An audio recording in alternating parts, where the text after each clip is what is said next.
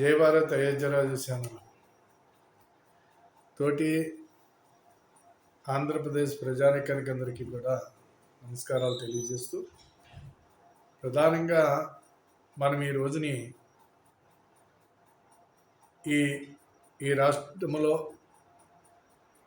అనేక హామీలతో అనేక కళ్ళబుర్ల కబుర్లు నమ్మి మనం ఓట్లేయటం జరిగింది.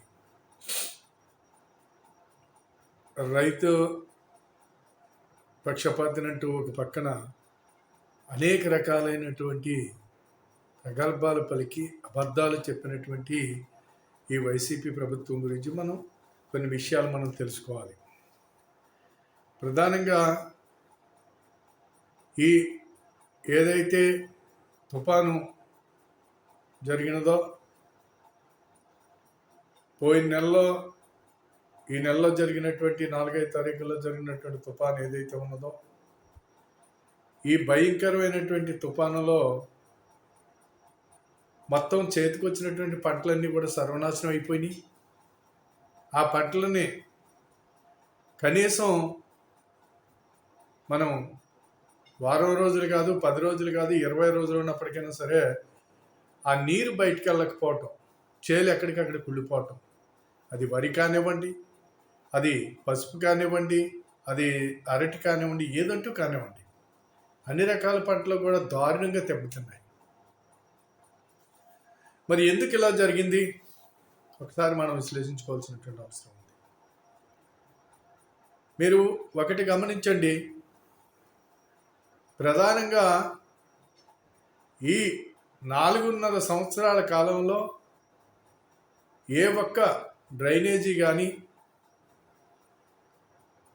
ఏ ఒక్క కాలువలు కానీ, ఒక పంట కాలువ కానివ్వండి, మురుగు కాలువ కానివ్వండి, ఏ ఒక్క కాలువలో కూడా ఆధునీకరణ జరగలేదు.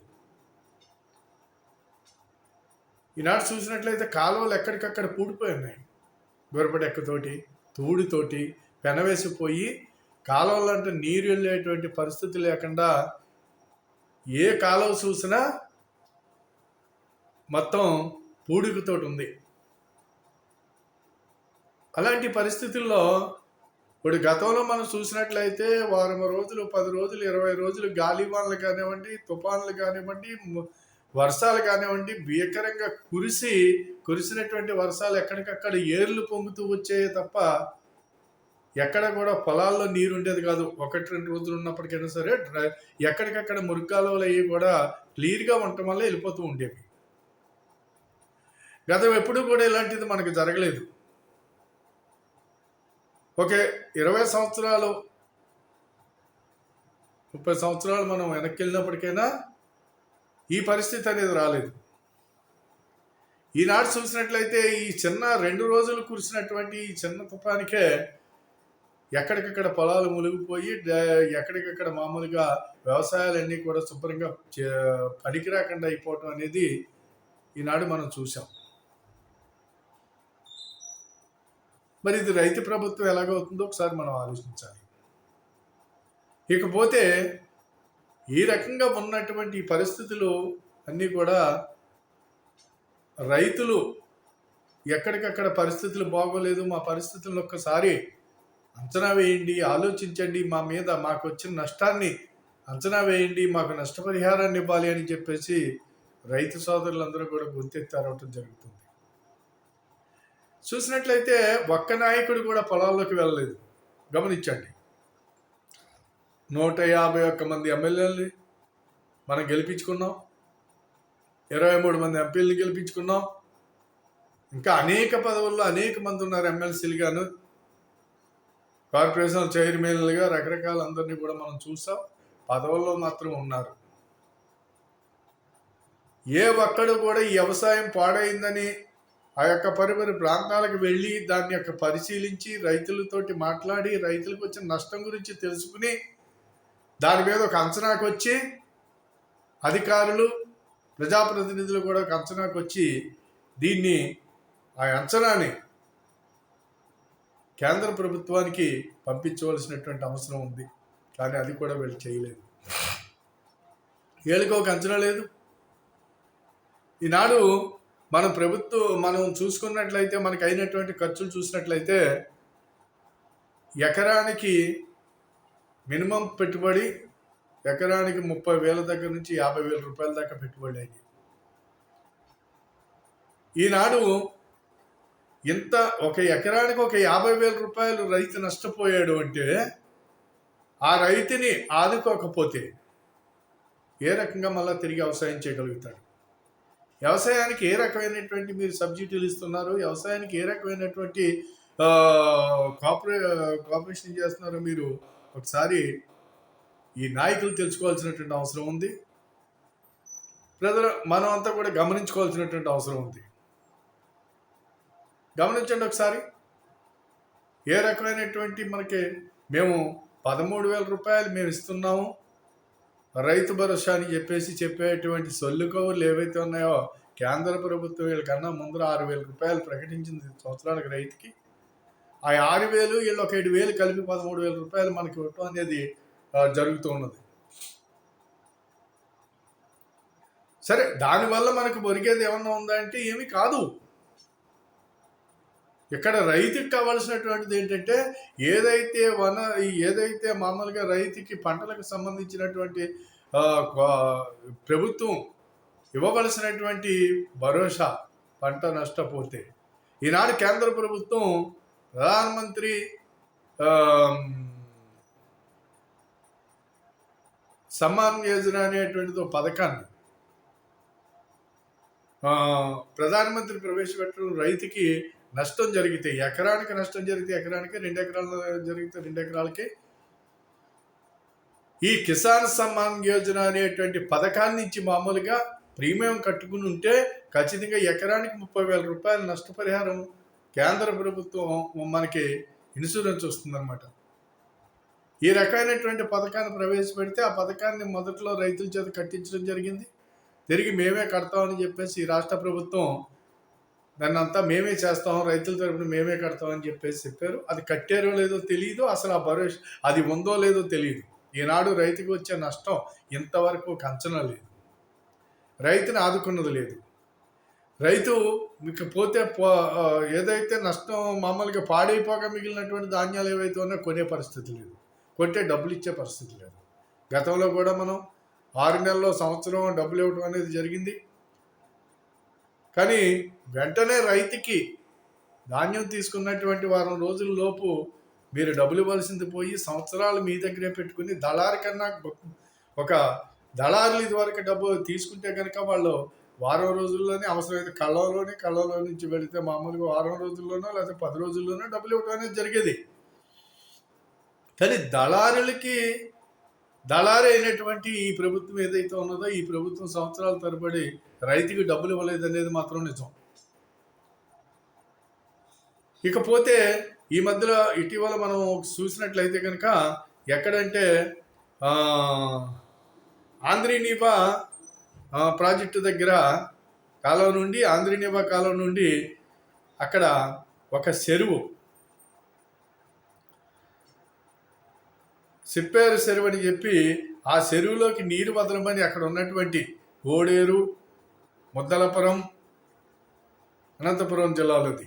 అనంతపురం జిల్లా ఓడూరు, ముద్దలపురం గ్రామాలు ఆంధ్రీనీవా కాలువ నుండి సిప్పేరు చెరువుకి నీరు ఇవ్వండి, అక్కడ పంటలు లాస్ట్లోకి వచ్చి ఉన్నాయన్నమాట. వాటికి నీరు లేదు, నీరు లేక ఎండిపోతుంటే అక్కడ నీరు ఇవ్వండి అని చెప్పి రైతులు వేలాది మంది, అంటే ఒక 300 కోట్ల రూపాయలు అక్కడ పంట ఉంది ఈ రోజుని విలువ చేసే పంట. ఆ పంట అంతా నష్టపోతున్నాము, మాకు నీరు ఇవ్వండి, ఒక వారం రోజులు మీరు నీరు ఇస్తే లాస్ట్ తడి మీరు ఇచ్చినట్లయితే కనుక మేము గట్టును పడతామని చెప్పి ఆ రైతులందరూ కూడా నిరసన తెలియజేస్తుంటే ఆ రైతులకి సపోర్ట్గా తెలుగుదేశం నాయకుడు అనే పయ్యావుల కేశవ వారు వెళ్ళి అక్కడ నిరసన తెలియజేయటం జరిగింది. నిరసన తెలియజేస్తుంటే ఈ పోలీసులు ఏంటో అర్థం కాదు. ఈ పోలీసు వాళ్ళు అసలు వీళ్ళు ఎందుకు అలా ఏ రకమైనటువంటి డ్యూటీలు ఏంటో వీళ్ళ పద్ధతులు ఏంటో అర్థం కావట్లేదు. వీళ్ళు వచ్చి రైతుల మీద లాఠీ చార్జీలు చేయటం, అమాయక ప్రజల మీద లాఠీలు చార్జీ చేయటం. మరి వీళ్ళకంటూ ఒక నీతి నియమాలు, వీళ్ళకంటూ నిబద్ధత, వీళ్ళకి ఒక చట్టము, దానికి ఒక రూల్స్ అండ్ రెగ్యులేషన్ ఏమీ ఉండదో ఏంటో మరి తెలియట్లేదు. వీళ్ళు చేసేటువంటి దౌర్జన్య కార్యక్రమాలు ఏంటంటే వచ్చేసి మామూలుగా ఎక్కడిక్కడ బలవంతంగా కొట్టుకోవటం, బ్యానర్లు వేసి తీసుకెళ్ళటం అనేది చేస్తూ ఉన్నారు. ఈ పోలీసులు జగన్మోహన్ రెడ్డికి ఇంటి పని వాళ్ళలాగా పనిచేస్తున్నారు అనేది ఇక్కడ కనిపిస్తుంది ఈ ప్రభుత్వానికి. మరి అది కాబట్టి ఒకసారి ఆలోచించండి. లాస్ట్ ఒక్క తడికి నీరు ఇవ్వండి అని చెప్పి ప్రభుత్వాన్ని అడిగితే నీరు ఇవ్వటం మానేసి, నీరు ఇవ్వండి అని చెప్పి నిరసన తెలియజేస్తూ ఉంటే నీరు ఇవ్వటం మానేసి, ఆ సమస్యను తీర్చటం మానేసి వెళ్ళిపోయి పోలీసులు వందలాది మంది వెళ్ళిపోయి, ఏలాది మంది వెళ్ళిపోయి అక్కడ ఉన్నటువంటి రైతులు లాఠీచార్జీ చేసి, రైతులు మేము మా నిరసన తెలియజేస్తున్నాము, మమ్మల్ని అర్థం చేసుకోండి అని చెప్పి పోలీసు వాడు కాళ్ళు పట్టుకుంటాం అనేది రైతు చేస్తుంటే, మమ్మల్ని వదిలిపెట్టండి, మా నిరసన తెలియజేసుకోనివ్వండి, మేము శాంతియుతంగా మేము నిరసన తెలియజేస్తున్నాం అని చెప్పి రైతులు చెబుతూ ఉంటే, రైతులు పోలీసు వాడు కాళ్ళు పట్టుకుంటే పోలీసు వాడు బూటకాలతో తంతున్నాడు అక్కడ. అంటే వీడికి ఎంత పొగరుందో ఒకసారి ఆలోచించండి. పోలీసు వాడికి వీడు ఏమనుకుంటున్నాడు, ఈ రైతు లేకపోతే వీడికి తిండి ఎక్కడి నుంచి వస్తుంది? అసలు రైతే లేకపోతే ఎక్కడి నుంచి సంపద వస్తుంది? రైతే లేకపోతే ఇక్కడ ఎలాగ బతుకుతారు వీళ్ళంతా? అలాంటి రైతుని నువ్వు ఊటకాలతో తన్నే పరిస్థితికి వచ్చావు అంటే నువ్వు ఎంత మూర్ఖుడివో ఒకసారి పోలీసు వాడిని నేను అడుగుతున్నాను. ఇది జరుగుతున్నటువంటి పరిస్థితి అక్కడ. ఇకపోతే అనేక ప్రాంతాల్లో ఈ సంవత్సరం నీళ్లు లేక పంటలు ఎండిపోయినాయి.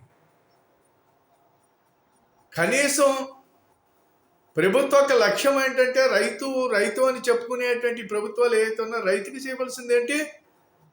ఫ్రీ కరెంట్ ఇవ్వాలి,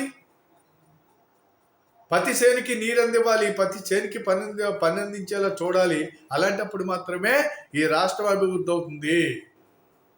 ఈ రాష్ట్రం అభివృద్ధి అవుతుంది, ప్రతి మనిషికి కూడా అన్నం దొరుకుతుందనే సంగతి అటు ప్రజలు మర్చిపోకూడదు, ఇటు ప్రభుత్వాలు మర్చిపోకూడదు. రైతుని ఎంత దారుణంగా అవహేళన చేస్తూ ఎంత దారుణంగా రైతుని విమర్శిస్తున్నారనేది ఇక్కడ అర్థమవుతుంది.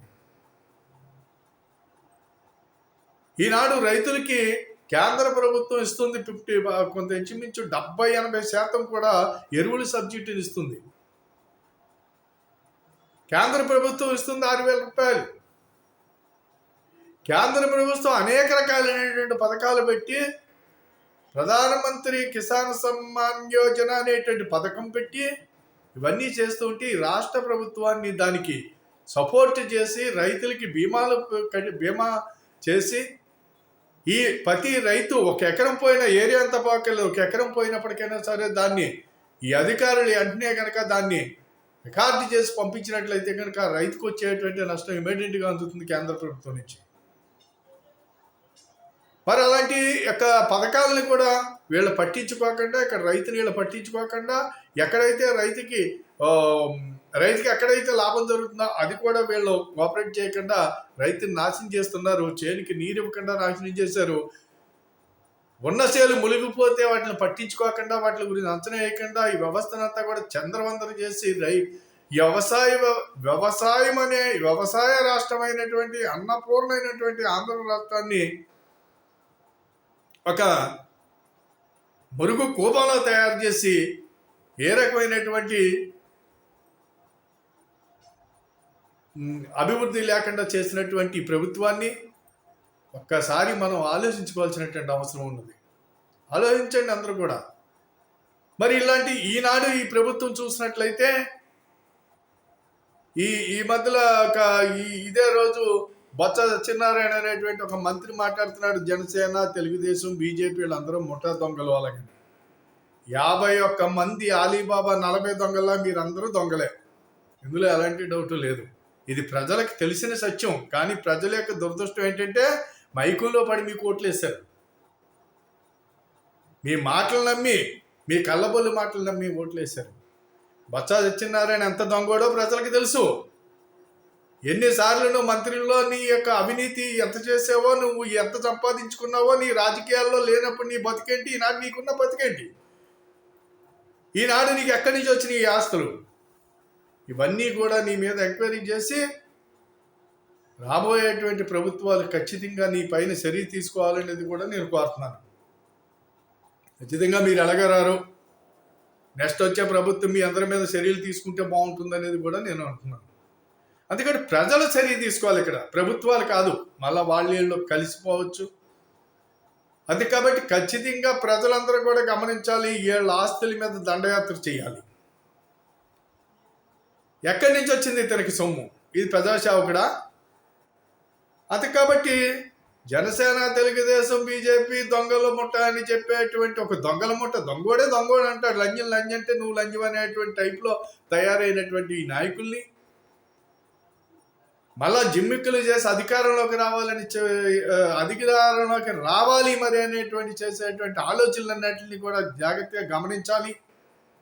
ఎక్కడికక్కడ ప్రతి ఒక్కరు కూడా ఓట్లను కాపాడుకోవాలి. దొంగ ఓట్లు వీళ్ళు రాయించడం జరుగుతుంది. మన ఓట్లు తీసేయడానికి చూస్తున్నారు. అంతే కాబట్టి జాగ్రత్తగా ఆలోచించుకోండి. మళ్ళీ ఇలాంటి ప్రభుత్వాన్ని మళ్ళా ఈ చుట్టుపక్కల లేకుండా మనం తవిరి కొట్టవలసినటువంటి అవసరం ఉంది. కాబట్టి ఆంధ్ర రాష్ట్ర ప్రజలందరూ కూడా మంచి ఆలోచన చేయవలసినటువంటి అవసరం ఉంది. ఈనాడు బ్యారేజీలన్నీ పాడైపోయినాయి. ఏ ఒక్క బ్యారేజీ కూడా కనీసం ఆయిల్ చుక్క కూడా రాయలేదు. బ్యారేజీలు కొత్తవేవి కట్టలేదు. పోలవరాన్ని సర్వనాశనం చేసి వదిలేశారు. కాబట్టి ఈ పోలవరం బ్యారేజీ అనేది ఇలాంటి వాళ్ళు వీళ్ళ వల్ల ఇంకో 50 సంవత్సరాలైనా ఈ పోలవరం పూర్తవదు ఇలాంటి వాళ్ళు ఉంటేనే.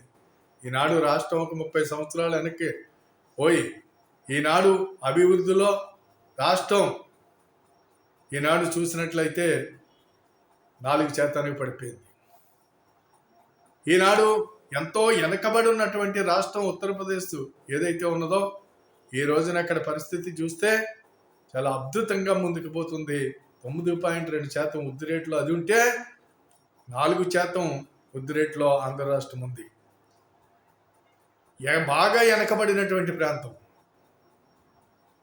అక్కడి నుంచి వచ్చి మన ఏరియాల్లోకి వచ్చి పనులు చేసుకుని అక్కడ వాళ్ళు బతికేటువంటి పరిస్థితిలో ఉండేటువంటి రాష్ట్రం ఈ రోజుని ఎంతో అభివృద్ధి పదంలో ముందుకెళ్ళింది. 5 సంవత్సరాల్లో ఈనాడు దేశంలోనే అన్నిటిని గంటుకుంటూ ముంబైని కూడా గంటుకుని ముందుకెళ్ళిందంటే ఈవేళ ఫస్ట్ ప్లేస్లోకి వెళ్ళిపోయింది. 9.2% వృద్ధి రేట్లో ఉత్తరప్రదేశ్ ఉంది. అలాంటి నాయకుడు మనకు కావాలి. ఎందుకంటే సరైన ఆలోచన చేయండి. ప్రతి ఒక్కడు కులాలు వర్గాలు అనేటువంటి భేదభావాలను పక్కన పెట్టి జాతీయ భావాలతో ఆలోచించండి. మనకి ఏదైతే ఈ రాష్ట్రం బాగుపడుతుంది మన వృద్ధి రేట్లో, ఈ ఉచితాలు ఎవరికి కావాలి? నీకు ఇచ్చే 2,000 3,000 వల్ల ఏమైనా ఉపయోగం ఉందా? ఆటో వాళ్ళకి డబ్బులు ఇచ్చి 2వ రోజున తీసుకున్నారు వీళ్ళు, వాళ్ళ మీద ఫైన్లు వేసి. ట్యాక్సీ వాడికి డబ్బులు ఇచ్చి 2వ రోజున తీసుకున్నారు, వాడి మీద ఫైన్ వేసి. కాబట్టి ఈ రకమైనటువంటి విపరీతంగా ఇక్కడ పెట్రోల్కి వచ్చేటప్పటికి లీటర్కి వచ్చి 30 రూపాయలు ట్యాక్స్ చేసి ఇక్కడికి పెట్రోల్ని తీసుకుంటారు. పెట్రోల్ ధరలో వీళ్ళు పెంచుకుని వీళ్ళు దాని మీద ట్యాక్స్ తీసుకుంటున్నారు. కాబట్టి ఇటువంటివన్నీ కూడా ఒకసారి ఆలోచించండి. ఆలోచించి ఎట్టి పరిస్థితుల్లోని ఇలాంటి నాయకుల్ని మన ముందుకు వస్తే వాళ్ళ మీటింగులు పెట్టినప్పటికైనా సరే వాళ్ళ సోది చెప్పినప్పుడు వాళ్ళ సోదులు వింటాం కాదు, తిప్పు కొట్టండి. వాళ్ళని కనీసం మన పరిసర ప్రాంతాల్లో కూడా రాకుండా వీళ్ళందరినీ కూడా సేదరించుకోవాల్సినటువంటి అవసరం ఉంది. అన్ని వ్యవస్థలు కూడా సర్వనాశనం అయిపోయినాయని చెప్పేసి ఈ సందర్భంగా మనం తెలుసుకోవాల్సినటువంటి అవసరం ఉంది. నేను చెప్పేది ఒక్కసారి ఆలోచించండి. నేనేం చెప్పింది మీ అందరికీ తెలుసు, కానీ ఆలోచిస్తారని చెప్పేసి మరొకసారి నేను కూడా నా వంతు నేను మీ అందరికీ కూడా ఎక్స్ప్లెయిన్ చేయవలసినటువంటి అవసరం నాకు ఒక ఆంధ్ర పౌరుడిగా ఉంది కాబట్టి నేను చేస్తున్నాను. కాబట్టి మీరందరూ కూడా ఈ రకమైన ఒక ఆలోచన చేయండి. ఇలాంటి ప్రభుత్వాల్ని మనం దరిచేరనివ్వద్దు. ఇలాంటి నాయకులు మనం దరిచేరకుండా మంచి ప్రభుత్వాన్ని అనుకుని మన రాష్ట్రాన్ని అభివృద్ధి బాటలోకి తీసుకెళ్తామని చెప్పేసి ఈ సందర్భంగా కోరుతున్నాను. నా వీడియో నచ్చితే మీరు సబ్స్క్రైబ్ చేయండి, 10 మందికి షేర్ చేయండి. దయచేసి మీ కోఆపరేషన్ నాకు అవసరం. కాబట్టి ఆ రకంగా చేస్తారని, మీకు తెలిసిన విషయాలు ఏమన్నా ఉంటే ఖచ్చితంగా నాకు కామెంట్ రూపంలో పంపిస్తారని చెప్పేసి కూడా తెలియజేస్తూ సెలవు తీసుకుంటున్నాను. జై భారత్, జై హింద్.